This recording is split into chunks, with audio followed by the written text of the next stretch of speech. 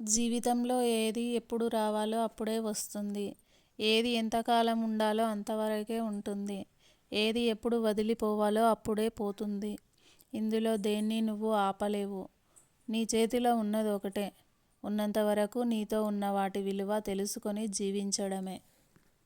వేలెత్తి చూపేవాడెవ్వడు ఒక్క పూట ముద్ద కూడా పెట్టడు. అందుకే నీకు నచ్చినట్లు బ్రతుకు. అది కష్టమైనా, నష్టమైనా, బాధ అయినా, సంతోషమైనా నీ జీవితం నీది. ఎవరు మారాలి? ఎందుకోసం మారాలి? ఉదయాన్నే లేచి అరగంట వ్యాయామం చేయడం చేత కాదు కానీ 100 ఏళ్ళు బతికేయాలి. ఒక్క మొక్క నాటలేం కానీ కాలుష్యం ఆగిపోవాలి. ఓటు వేయడం చేత కాదు కానీ దేశం మారాలి. తిరగబడే దమ్ము లేదు కానీ అవినీతి అంతమవ్వాలి. అడ్డదారిలో మోసం చేసి సంపాదించిన ధనం ఎప్పటికీ నిలవదు. వారిని కర్మ వెంటాడి నాశనం చేస్తుంది.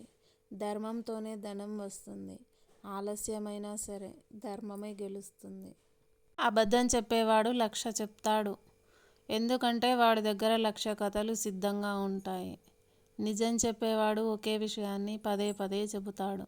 ఎందుకంటే నిజం అనేది ఒకటి మాత్రమే ఉంటుంది.